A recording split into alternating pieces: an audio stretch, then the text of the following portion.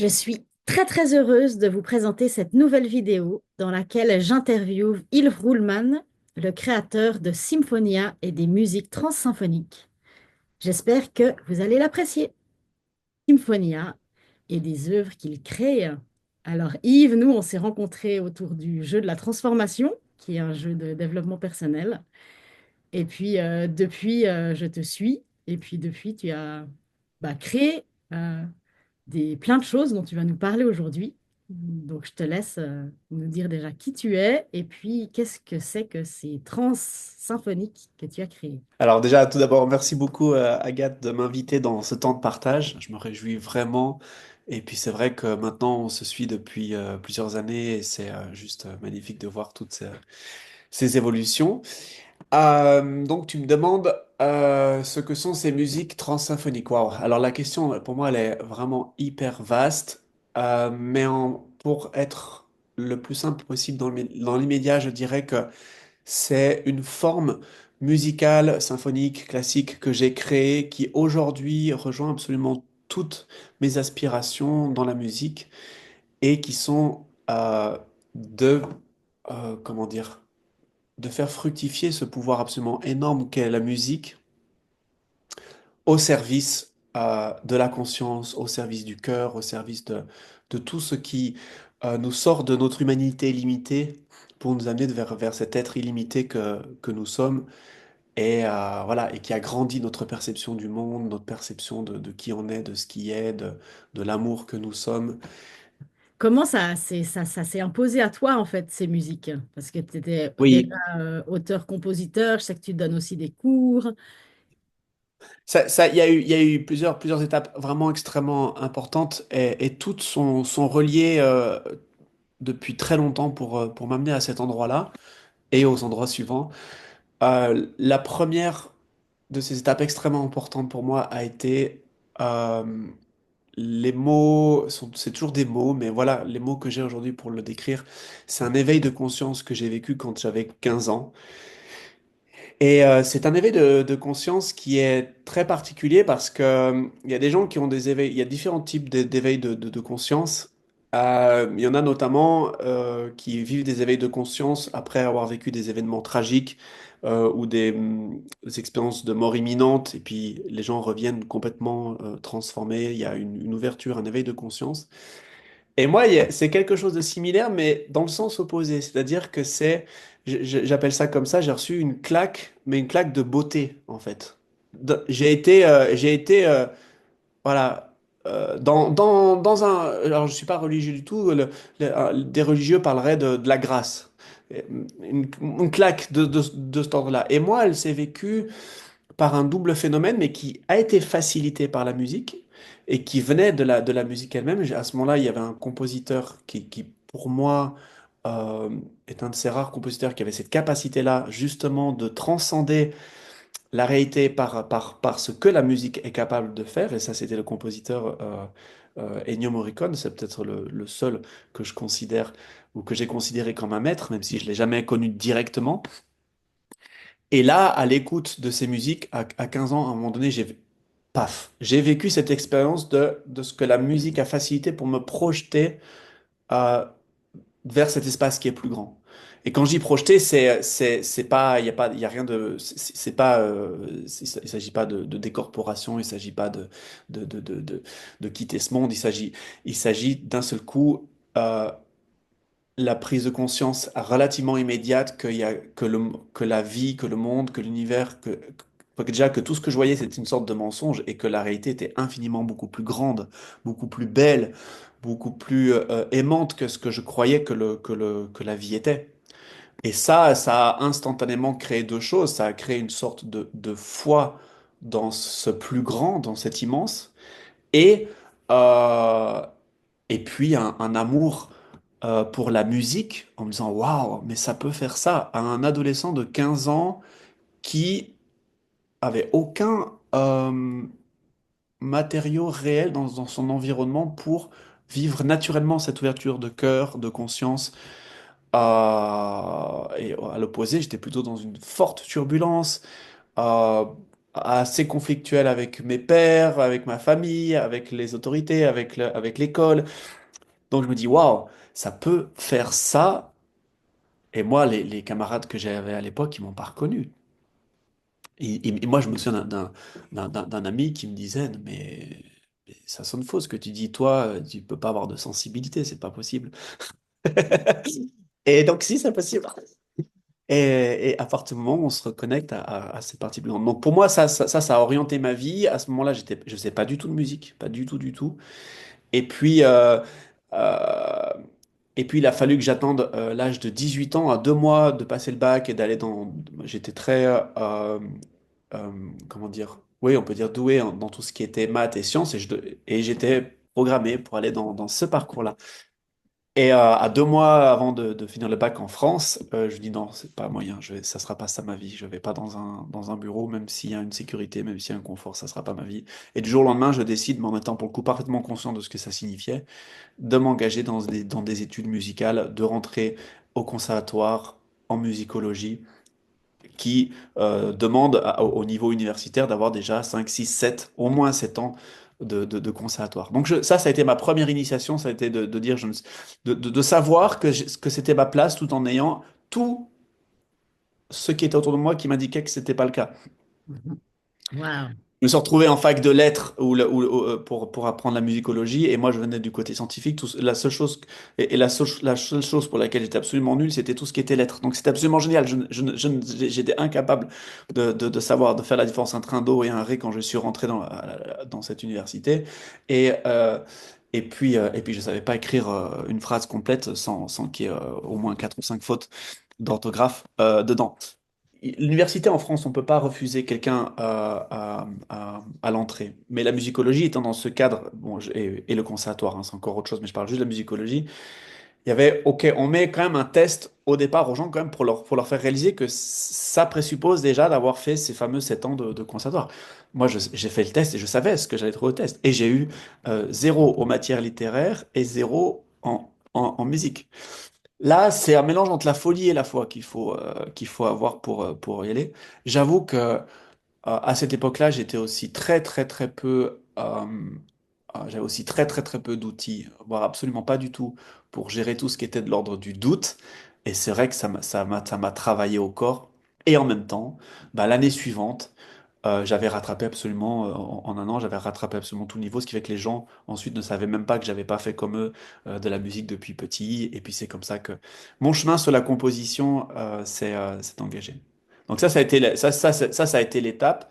Et puis ce qui m'a jamais quitté, ça a été de chercher l'endroit où cette potentialité de la musique pour euh, ouvrir la conscience, ouvrir le cœur, transcender la réalité, amener vers ce plus grand, ça ne m'a jamais quitté. J'ai cherché comment j'allais pouvoir amener ça dans ce monde. Au début, je me suis dit, ben, comme j'admirais ce compositeur, Ennio Morricone, je me suis dit, et que je voyais que sa musique pouvait créer des choses absolument incroyables, je me suis dit, bah, j'ai eu envie de m'orienter au départ dans la musique de film. Donc j'ai fait tout un cursus de formation qui, moi, me permettait de continuer à développer tout ce que j'avais à développer dans la composition, dans l'orchestration, dans l'écriture classique.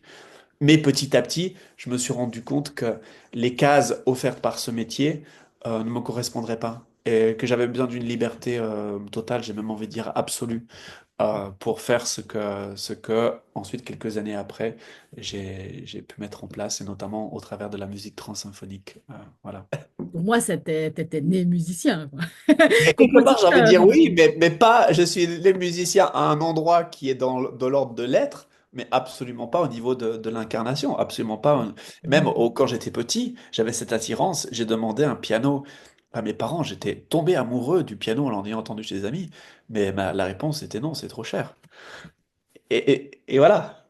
Ouais, mais tu as persévéré en fait en suivant ton cœur, en suivant quelque chose qui... J'ai l'impression comme si tu pouvais pas y résister, quoi. Oui, et c'est là que tu vois que tout ce que tu as comme composante dans la vie est un cadeau. C'est-à-dire qu'à un moment donné, ce qui était complexe pour tout le monde, y compris pour moi-même, jusqu'à l'âge de mes 14 15 ans, où j'avais un espèce de refus de l'autorité, etc., ben ça a été une ressource parce qu'à un moment donné, c'était, mais je suis mon autorité et je vais pas faire quoi que ce soit d'autre que ce qui est vrai et valide pour moi. Donc, à un moment donné, cette force, elle a été un handicap parce qu'elle a été constamment perçue comme de la turbulence, comme de la violence, comme tout ce qu'on veut. Mais en fait, à un endroit, c'était une ressource sur no way, ça va pas être, je vais pas vivre votre vie, je vais vivre la mienne. Euh, alors voilà, à cette époque, j'avais pas tous les outils pour être tranquille par rapport à ça. Mais je l'ai fait quand même. Je l'ai fait en mode, voilà, il n'y a pas moyen, ça c'est, ma vie, ça sera ça et pas autre chose. Voilà. Euh, donc ça, c'est ton ouverture à la musique qui était déjà empreinte beaucoup de spiritualité finalement, dès le départ. Moi, à 15 ans, cet éveil de conscience et la musique ne font qu'un. Mhm.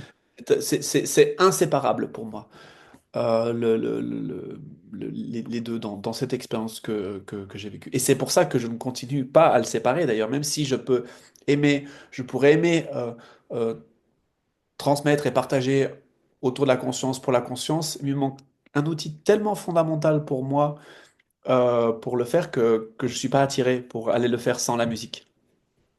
Et j'ai tellement de gratitude sur, sur cette évidence, d'autant que la musique m'offre une chose que j'adore, qui est de pouvoir m'exprimer au-delà des mots. Et au-delà de dire que, bien sûr, du côté universel, parce qu'on a des langues, mais il y a beaucoup, dans les mots, on a toujours tout un tas de définitions qui sont très relatives. Un mot va pouvoir être ambivalent pour un milliard de raisons. La musique, elle a pas tant que ça, c'est de définition.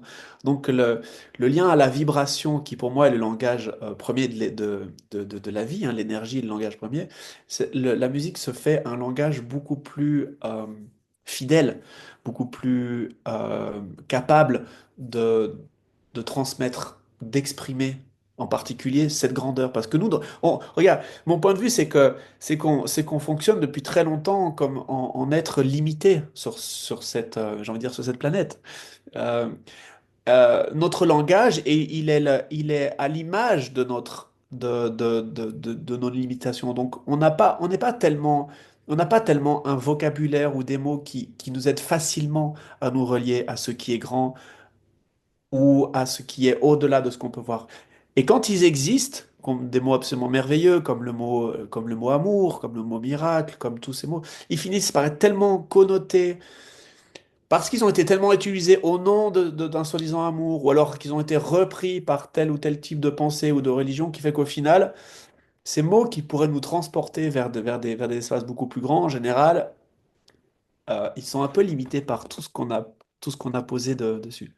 Et je trouve que dans la musique, il y a quelque chose de beaucoup plus vaste, beaucoup plus libre, à condition de percevoir que la musique peut faire ça. Parce qu'on peut utiliser la musique pour un milliard d'autres choses sans jamais toucher cette possibilité. Alors, bah, qu'est-ce que c'est donc ces musiques transsymphoniques? Est-ce que tu peux nous en Alors, parler un déjà, peu? voilà, ce que je peux dire, c'est que déjà, je vais commencer par le mot symphonique, dans le mot transsymphonique, c'est-à-dire que moi, il n'y a pas un type de musique hein, sur cette planète, il y en a plusieurs. Et c'est vrai que moi, la lignée dans laquelle j'ai évolué, c'est cette lignée de la musique classique. Euh, Encore une fois, j'aurais pas pu rester enfermé dans cette lignée ou dans ce qu'elle aurait voulu logiquement qu'un compositeur aujourd'hui soit et incarne, ce qui me rend aujourd'hui difficilement reconnaissable parmi les pairs ou les institutions. Mais ça, de la même manière que pour la musique de film, je voulais pas être enfermé dans des cases, de la même manière, je voulais pas être enfermé dans des cases dans ce que je crée aujourd'hui. Mais je reconnais et je remercie et j'ai de la gratitude pour cette lignée de compositeurs classiques à laquelle j'appartiens et qui ont euh, énormément cheminé ce langage en particulier, en particulier, ne serait-ce que sur une chose toute simple. Aujourd'hui, mon principal instrument, c'est d'écrire pour l'orchestre. Et ça c'est l'héritage de 200, 300, 400, 500, 600, on peut remonter même encore plus loin, d'héritage euh, voilà, de traditions européennes classiques, écrites. Et ça, c'est une gratitude infinie. Et quand je me retrouve face à un orchestre pour enregistrer de la musique, j'ai une gratitude vraiment énorme, énorme. Et c'est peut-être la plus belle expérience que je connaisse. Donc, ça, c'est pour dire ça, simplement, juste, j'en profite parce que là, c'est aussi important pour moi de le poser. À un moment donné, justement, quand j'ai fini toutes mes études, après une douzaine d'années d'études, justement, classiques, il m'a fallu apprendre tout ça pour comprendre que, en fait, à la fin, je ne savais toujours pas, comment dire, que là aussi, ce qu'était vraiment la musique m'était caché. N'était pas enseigné. Enfin, c'est même pas que c'était caché, c'est juste que c'est pas. Pour moi, aujourd'hui, il n'y a pas cette conscience. Il n'y a pas cette conscience aujourd'hui pour enseigner et transmettre réellement ce pouvoir, cette capacité de la musique, et en particulier pouvoir l'appuyer de manière technique. Il y a des gens qui perçoivent ça de manière tout à fait philosophique, spirituelle, consciente, etc., mais qui n'ont pas développé des capacités techniques en termes de compréhension du langage musical, si on est très précis. Et donc, à un moment donné, ça, pour moi, il y a eu d'un seul coup une sorte un nouveau reset immense dans ma vie. Et là, c'était pour, d'un seul coup, j'étais en Italie, je recevais un millier d'inspiration à la seconde qui ont tout déconstruit, une sorte de fulgurance, j'en ai pas dormi pendant un mois, qui ont déconstruit absolument tout ce que je croyais savoir. Et d'un seul coup, les bases du langage musical avec lequel j'évolue aujourd'hui et de la conscience du langage musical ont pu se poser. Ah, et ça m'a emmené dans une quinzaine d'années de travaux alors, pas de recherche, plutôt de découverte, et qui ont petit à petit créé les bases techniques de la musique transsymphonique. Alors du coup, pour répondre à ta question sur ce qu'est du coup maintenant, ayant dit ça, ce qu'est la musique transsymphonique, euh, c'est un outil, donc avant tout, c'est une forme musicale qui va euh, donc pouvoir remplir un certain nombre de fonctions au service de la conscience. Et j'en profite pour éclairer le mot trans. J'ai vraiment eu beaucoup de joie à trouver, recevoir, choisir ce mot parce que pour moi, il comporte plusieurs choses. La première, la première analogie, c'est celle avec la transe, comme la transe chamanique. Il faut savoir que les chamans, voilà, c'est des plus vieilles traditions justement de reliance entre ce plan et on pourrait dire voilà et d'autres plans. Donc c'est déjà une idée qu'il y a quelque chose de plus grand que ce qu'on peut voir. La musique a toujours été un moyen envisagé, soit par la voix, par le tambour, par la flûte, pour permettre d'accéder à ces espaces plus grands. Donc ça, c'est la première raison pour laquelle j'ai employé ce mot dans trance. Il y a un autre point commun avec la trance, c'est que les phénomènes de répétition sont extrêmement importants pour pour créer ces phénomènes de trance. Euh, et, euh, et puis, au final, pour moi, il y a aussi le trance de transformation. C'est-à-dire, il y a tout ce que ça vient transformer, l'idée de la transformation, justement, de petit à petit, s'il y a une transformation à souhaiter, c'est celle de sortir de nos limites pour aller vers de l'illimité. Voilà. Et ça, c'est un phénomène de transformation. Donc, et il y en a encore d'autres, voilà. Euh, D'autres significations, mais je les ai maintenant ou- oubliées, mais voilà, ça c'est pour expliquer. Et donc, du coup, cette musique transsymphonique, c'est surtout, avant tout, une forme, je dirais, extrêmement structurée, extrêmement architecturée, dans laquelle ensuite la composition va pouvoir se développer. Donc, il y a un certain nombre comme ça de choses qui vont être fixes dans la musique transsymphonique. La première chose, c'est qu'il faut bien l'imaginer que c'est un outil qui va mettre en marche, justement, un processus de répétition de très très grande envergure. Donc la première chose de la musique transsymphonique, c'est avec un principe, comme je le disais pour la trance, un principe de répétition. Pourquoi la répétition? On a vu pour le côté pour la trance, mais il y a une autre raison très importante, c'est que tout processus de mémorisation repose par la répétition. Donc, si on a fonctionné avec le disque de la limitation pendant toute notre vie, parce que tous les messages autour de nous nous ont répété qu'on était limité, qu'on était petit, qu'on était ceci, qu'il fallait, voilà. Et bien, à un moment donné, si on veut engrammer, encoder un nouveau message dans notre corps, nos cellules, notre conscience, il va falloir faire tourner un autre disque. C'est aussi une des fonctions de la musique transsymphonique. C'est-à-dire, là, ok, maintenant, c'est ça qu'on répète.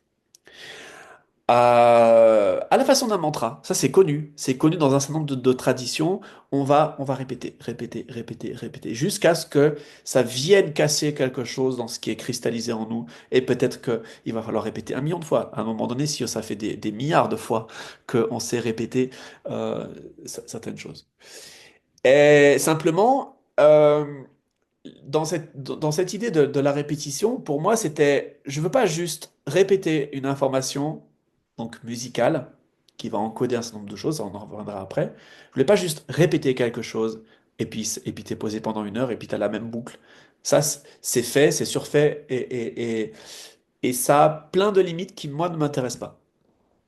Ce que je voulais, c'était que, en même temps qu'on puisse vivre ça, parce que si tu n'as que la répétition, à un bout d'un moment, tu vas réellement tourner.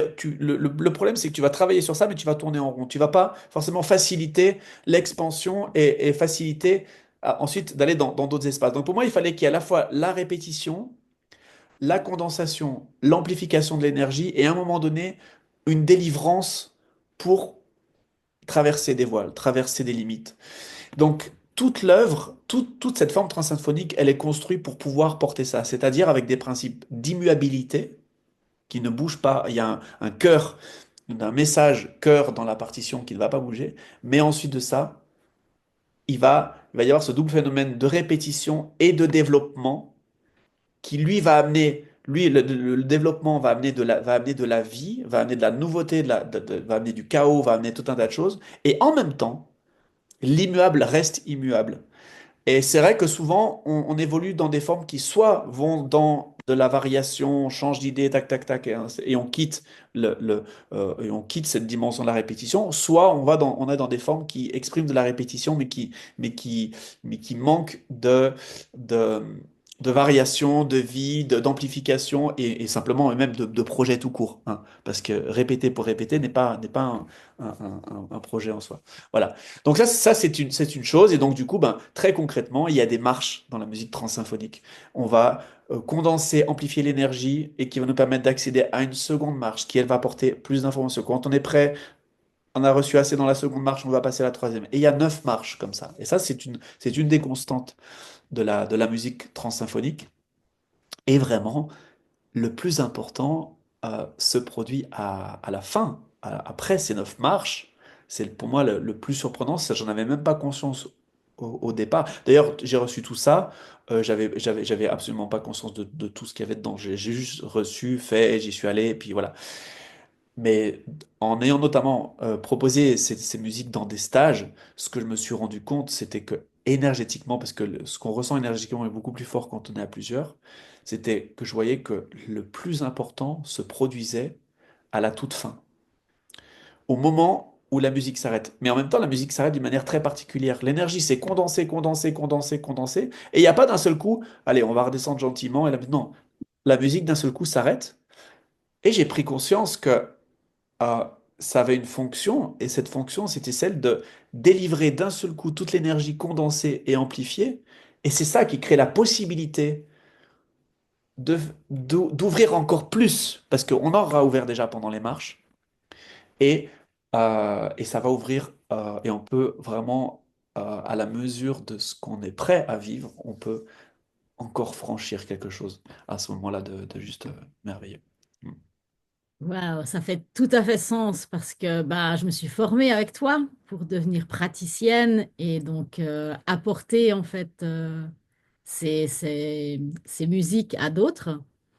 Euh, et puis, il y a en effet quelque chose qui se produit énergétiquement d'assez incroyable. Voilà, c'est comme tu dis, quelque chose qui grandit et puis tout d'un coup, fou, on se l'approprie ou on le traverse ou il y a quelque chose qui se passe qui nous fait faire waouh.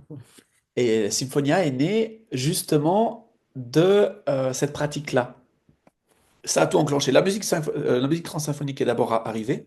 Donc, il faut bien imaginer, elle est arrivée en 2022 pour moi, c'est-à-dire après 12, 13 ans, peut-être 15 ans, je sais plus, ouais, 15 ans de travaux de recherche après mes études. Là, la musique transsymphonique est prête pour être déposée. Et un an après, Symphonia est créée. Et Symphonia est créée au moment où je crée donc ces séances Symphonia. Ces séances Symphonia, c'est dire, OK, ce sont des outils au service de la conscience, de l'expansion du cœur, voilà, de tout de l'être en fait. Et mon vœu, c'est de partager ça, bien évidemment. Euh, et une première, et donc, alors justement, ça s'est vécu dans un des stages justement que j'avais fait. Et à ce moment-là, on avait quelqu'un qui était en souffrance physique. Et dans ce stage, nous, on vivait déjà des transformations par l'écoute de la musique transsymphonique. Et à un moment donné, j'ai dit, cette personne, je dis, j'ai une idée à vous proposer. Vous me direz si ça vous parle.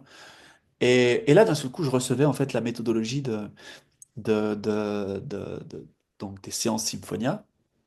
Je veux dire, voilà, la personne va être allongée et à chaque marche, on va aller mettre notre attention, notre cœur, notre conscience à différents centres d'énergie pour aider cette personne, si ça vous parle. Et là, je le savais pas encore à cet instant-là, mais je l'ai réalisé après coup. Symphonia, les séances Symphonia sont nées à cet instant-là. Et ce qui était très très précieux pour moi, c'était de me rendre compte la simplicité de la mise en œuvre de ça. Puisque justement là, c'était dans le cadre de ce stage, c'était, allez, venez, on fait ça. Et il n'y avait pas, on n'a pas dû faire 3 heures d'explication, c'était, allez, tac, tac, tac, et c'est fait. Et ça, c'était pour moi cette joie. C'est-à-dire, autant l'outil a une complexité interne, une subtilité qui sont absolument grandes, mais on peut être praticien de ça, l'offrir aux autres sans aucun prérequis en fait, sans aucun autre prérequis que l'envie de contribuer à, voilà. Et donc, voilà, et donc oui, et donc et à partir de ce moment-là, j'ai eu beaucoup de joie de créer des classes pour, euh, qui permettent aux gens en une journée de devenir praticiens de cette méthode. Et eux-mêmes d'avoir, soit dans un cadre familial, soit à titre de professionnel, d'avoir des clients qui viennent et de pendre sur une table de massage, avec l'écoute de la musique et avec des gestes très simples pour accompagner l'énergie, de faciliter ça pour la personne qui vient recevoir ça. Et puis, l'idée pour moi était aussi ensuite de former des facilitateurs, c'est-à-dire des gens qui peuvent aussi ensuite enseigner cette méthode et c'est ton cas, et je suis d'ailleurs hyper heureux que tu sois vraiment facilitatrice. C'est pour moi extrêmement honorant. Donc, il n'y a pas les facilitatrices Symphonia. Et déjà en 2 ans, moi, ce que je propose dans Symphonia a beaucoup évolué. J'ai vécu un autre reset très important en ce début d'année, mais ça reste. Ça, c'est là. Ça, c'est là, c'est central. C'est vraiment central. La musique transsymphonique, l'approche de Symphonia, cet univers Symphonia, c'est vraiment des grands, grands piliers voilà, dans ce que je propose. Ouais. Merci beaucoup. Et puis, en effet, j'ai été conquise par ça. Assez intéressant comme expérience. Et puis, ben, j'ai adoré faire cette pratique, la recevoir, la donner. Et puis, ben, petit à petit, en fait, j'ai découvert avec toi que tu pouvais créer sur mesure des, des trans symphoniques pour les gens. Et moi, je suis tellement curieuse et j'aime tellement ça que c'est ça que j'ai fait. Je me suis lancée donc il y a quelques semaines. Je t'ai demandé, voilà, quelles étaient les conditions, en fait, pour faire une musique. Et puis, bah, cette musique est née. Donc ces 3 dernières années, l'écriture des musiques transsymphoniques, il y a eu l'écriture de 9 musiques transsymphoniques. Et c'est rigolo, hein, je parle les chiffres, ça me suit, mais c'est pas fait exprès.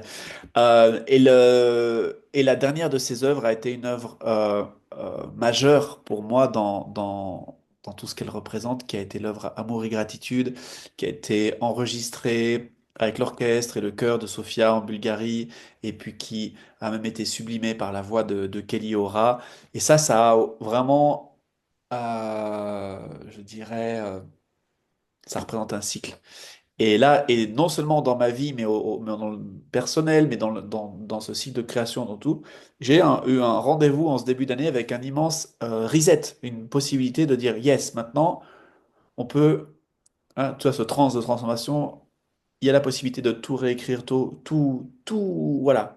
Moi, je vois ces moments-là comme des cadeaux, hein. Pour certaines personnes, ça, je sais que c'est pas peut-être vu comme des moments déstabilisants, mais j'ai fait, OK. Il n'y a pas eu que du confort dans ça, mais c'était juste absolument génial. Et à cet instant-là, il se trouve que les synchronicités de la vie ont fait que c'est à ce moment-là que tu m'as proposé euh, cette, euh, cette écriture d'une musique transsymphonique personnalisée pour toi.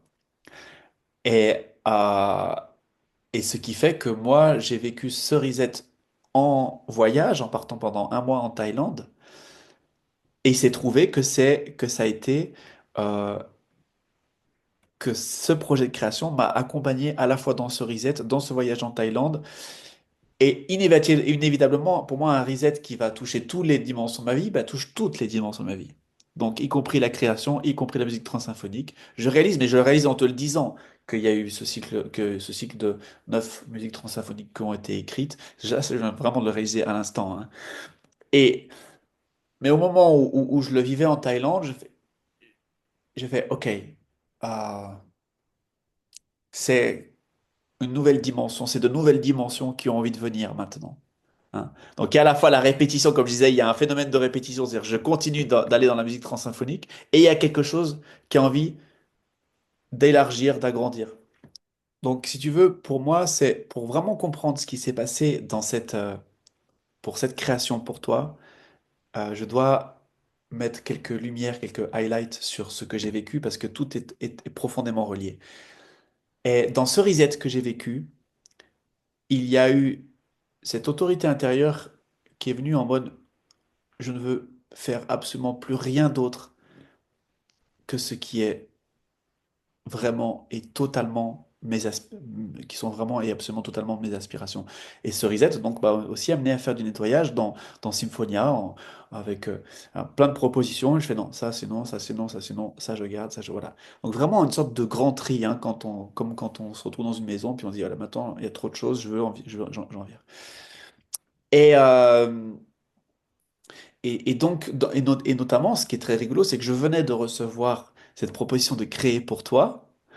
Et à cet instant-là dans ma vie, je faisais, OK, ce qui est là, c'est vraiment cette création transsymphonique, les créations transsymphoniques personnalisées, Symphonia, avec cette approche des séances, et la transmission.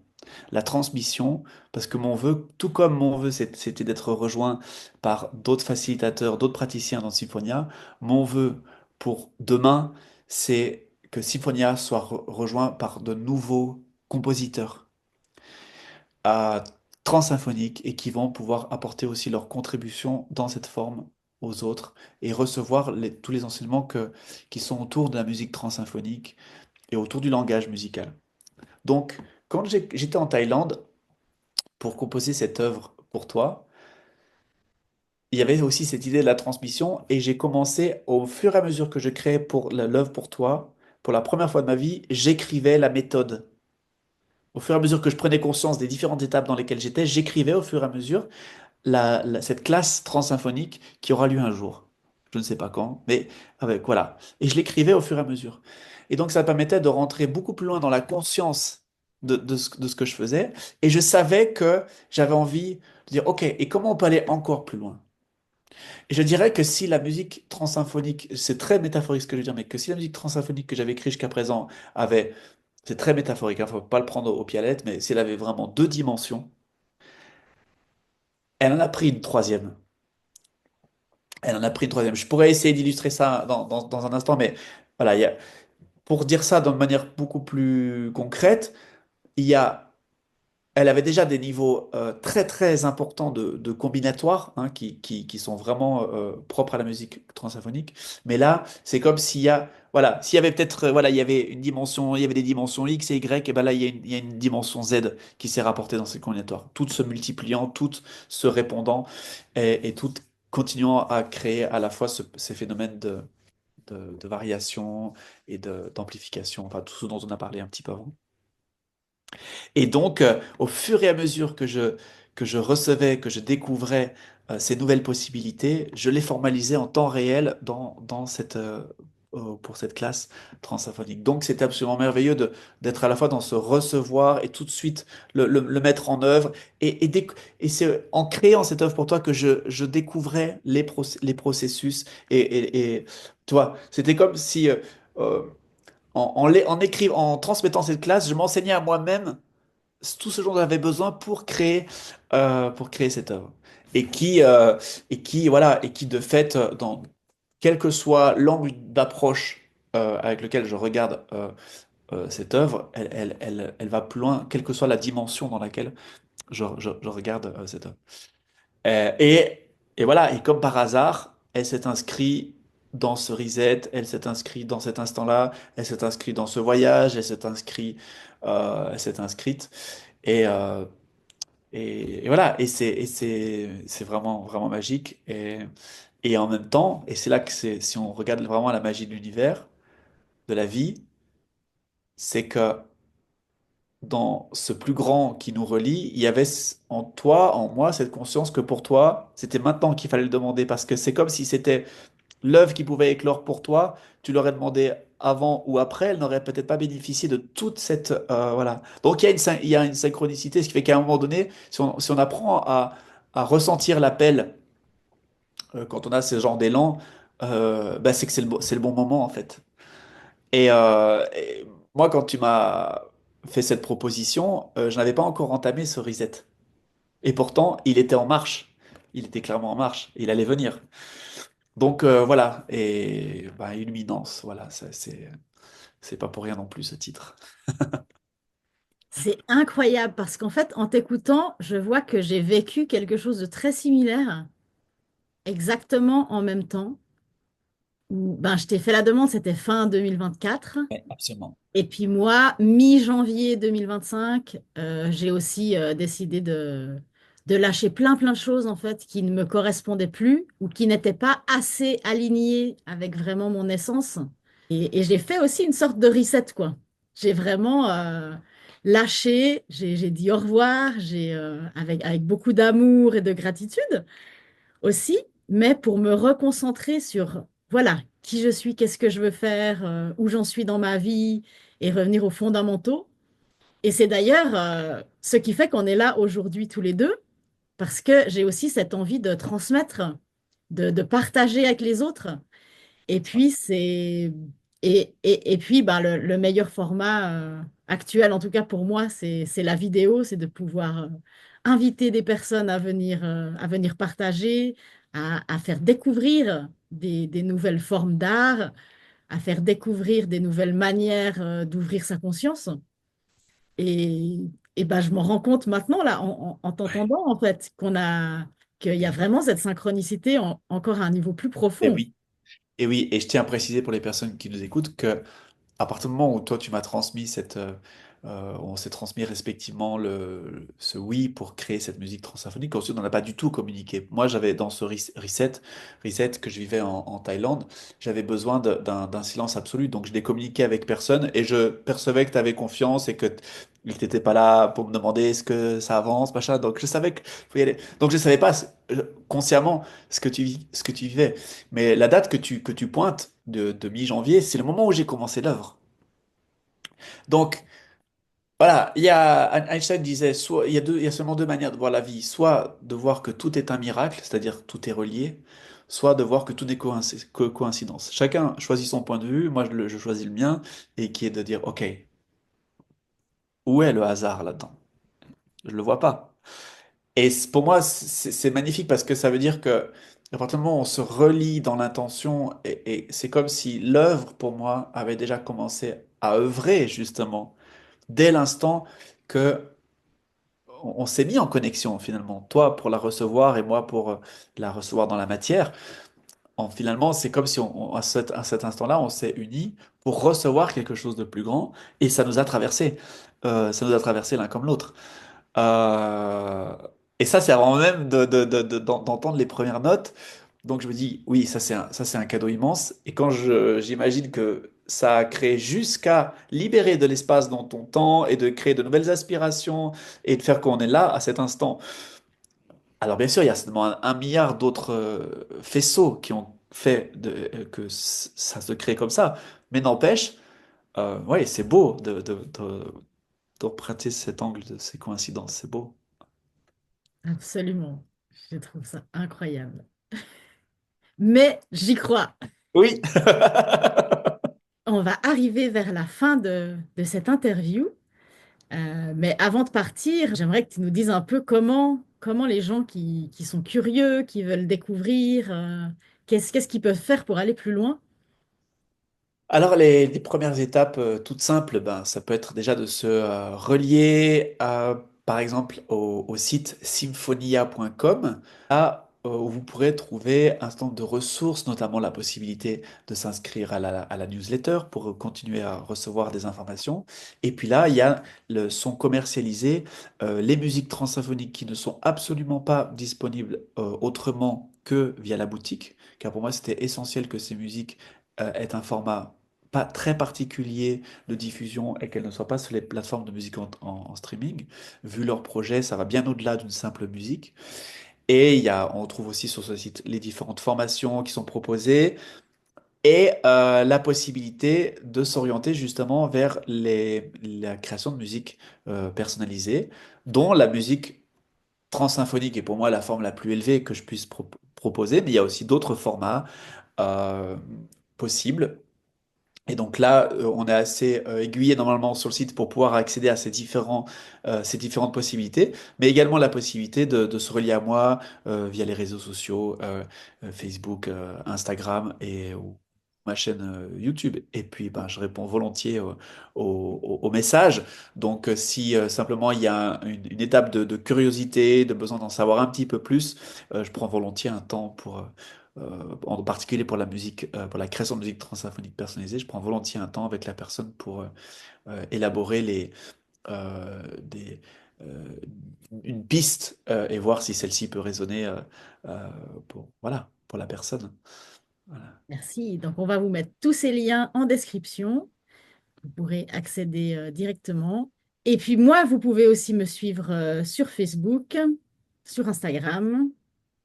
Tous les liens sont dans la description.